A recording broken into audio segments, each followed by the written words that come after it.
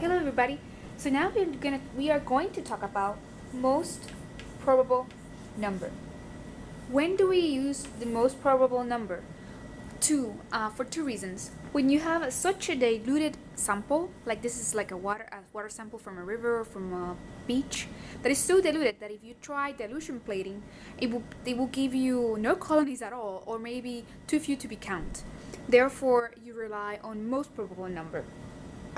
The second reason why you use most probable number is because you're looking for coliforms, and you can if you're looking for coliforms, you can use the most probable number. What are coliforms? Coliforms are bacteria that can use lactose, okay, the sugar lactose, as a source of energy, as food. And why are we interested in coliforms? Well, coliforms can be found in our feces, and like for example, an example of a coliform is E. coli. And if you think about it, if you want to check if the water at the river or at the beach is clean, you can use the most probable number and you can determine whether or not the water is clean. You can check for the water quality. More specifically, the most probable number is, you're thinking, most probable number of what? Most probable number of cells, viable cells, or colony forming units per 100 milliliters. And I'm going to talk about the table later that will help us to calculate that.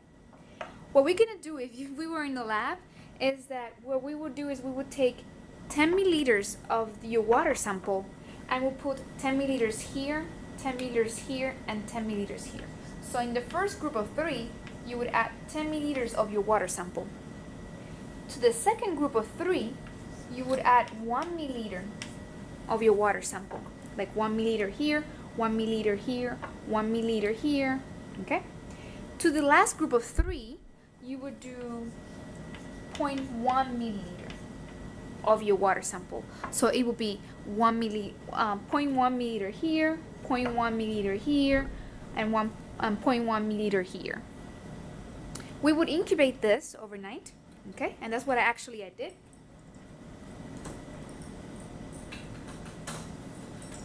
And we got these results. As you can see, in the first group of 3, you have 2 out of 3 with growth, and you can tell that by just the growth. Look at this tube, is very cloudy.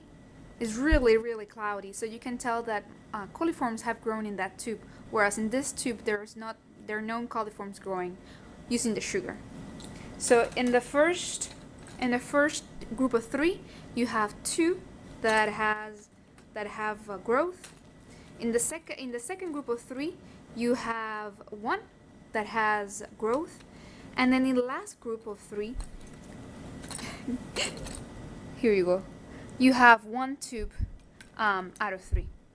What we're gonna do is, having that information of 2, 1, 1, we're gonna use the most probable number table. As you can see, this table is divided into 3 columns. It has 3 columns, 1, 2, 3. The first column is for the first group of 3 tubes, the ones that we added 10 milliliters. The second column is for the one that we added 1 milliliter, and the third column is for the one that we added 0.1 milliliter.